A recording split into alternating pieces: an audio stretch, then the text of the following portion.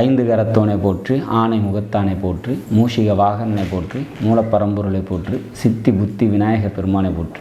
குருவே சரணம். இணையத்தாள் இணைமீது எங்களுக்கு வணக்கம். இது மே மாத ராசி பலன். மே மாதம் ரிஷப ராசிக்கு எப்படி இருக்க போகுது அப்படிங்கிறத பார்க்கலாம். அதுக்கு முன்னாடி மே மாதத்தில் வரக்கூடிய முக்கிய விசேஷ தினங்கள் அப்படின்னா, மே 4ஆம் தேதி அக்னி நட்சத்திரம் ஆரம்பமாகுது. இந்த அக்னி நட்சத்திரம் ஆரம்பமாயிட்டாலே சுப நிகழ்ச்சிகளை தவிர்க்கிறது சிறப்பு.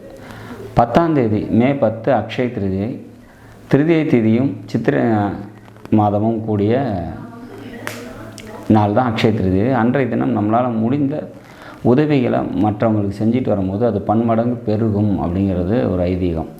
உங்களால் முடிஞ்ச தான தர்மங்களை அன்றைக்கி செஞ்சுட்டு வாங்க, அது மிக சிறப்பான பலன்களை தரும். 22ஆம் தேதி நரசிம்மர் ஜெயந்தி. பவகரணத்தில் பிறந்தவங்க இந்த நரசிம்மர் ஜெயந்தி அன்னைக்கு கஸ்தூரி மஞ்சளை அபிஷேகத்துக்கு வாங்கி கொடுத்து நரசிம்மரை வழிபாடு பண்ணிட்டு வரும்போது பல மடங்கு நன்மைகள் அவங்களுக்கு ஏற்படும். மற்றவர்களும் இது செய்கிறது சிறப்பு. 22ஆம் தேதி மே 22 வைகாசி விசாகம். அன்றைய தினம் முருக கடவுளை வழிபாடு பண்ணும்போது வாழ்க்கையில் மேன்மையை அடையலாம்.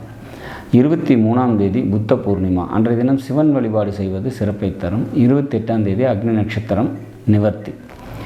சரி, இது எப்படி இருக்க போகுது இந்த மாதம் அப்படின்னா, ராசிநாதனான சுக்கிர பகவான் ராசிக்கு 12 இருக்கார். அப்போ அலைச்சல் விரயங்கள் ஏற்படும் அப்படிங்கிற மாதிரியான ஒரு சுச்சுவேஷன்ஸ். ஆனால் கூடவே லாவாதிபதியோடு சேர்ந்து சஞ்சரிக்கிறார். அப்போ அலைச்சலின் மூலமாக நன்மைகள் ஏற்படும் அப்படிங்கிற மாதிரியான ஒரு அமைப்பு. பொருளாதாரம் நல்லாயிருக்கும், குடும்பத்தில் ஒற்றுமை நல்லாயிருக்கும், பொருளாதாரம் முன்னேற்றம் ஏற்படும், குழந்தைகளால் நன்மைகள் ஏற்படக்கூடிய நல்லது ஒரு மாதம் இந்த மாதம் அப்படிங்கிறத சொல்லலாம்.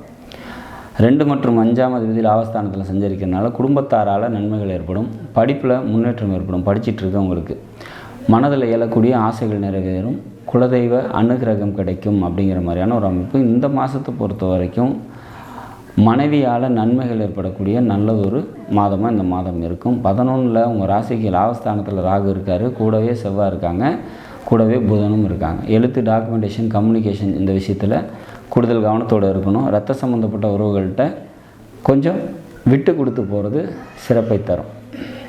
சரி, 12ஆம் அதிபதி லாபஸ்தானத்தில் இருக்கிறதுனால வெளியூர் பயணங்களால் நன்மைகள் ஏற்படுறதுக்கான வாய்ப்புகள் உண்டு. மொத்தத்தில் இந்த மாதத்தை பொறுத்த வரைக்கும் பொருளாதாரம் நல்லாயிருக்கும், குடும்பத்தில் ஒற்றுமையான சூழ்நிலைகள் ஏற்படும், குழந்தைகளோட மகிழ்ச்சியான ஒரு சூழ்நிலையில் இருப்பீங்க அப்படிங்கிற மாதிரியான ஒரு அமைப்பு. மொத்தத்தில் இந்த மே மாதம் ரிஷபராசியை பொறுத்த வரைக்கும் பல நன்மைகளை தரக்கூடிய நல்லதொரு மாதம். 4ஆம் அதிபதி அப்படின்னு சொல்லக்கூடிய சூரிய பகவான் விரயஸ்தானத்தில் உச்சத்தில் இருக்கார்.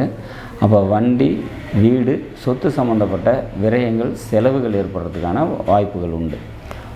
மற்றபடி இந்த மாதத்தை பொறுத்த வரைக்கும் உங்களோட முயற்சிகள் வெற்றி பெறதாகவும் பொருளாதாரம் மேன்மையிடக்கூடிய நல்லதொரு மாதமாக நிச்சயமாக இருக்கும் அப்படிங்கிறது உறுதியாக சொல்லலாம். மகாலட்சுமி வழிபாடு கூடுதல் சிறப்பையும் நன்மையும் உங்களுக்கு தரும். நாடும் நாட்டு மக்களும் நலமுடன் வாழ நவகிரகங்களை வேண்டி அமைகிறேன். நன்றி, வணக்கம்.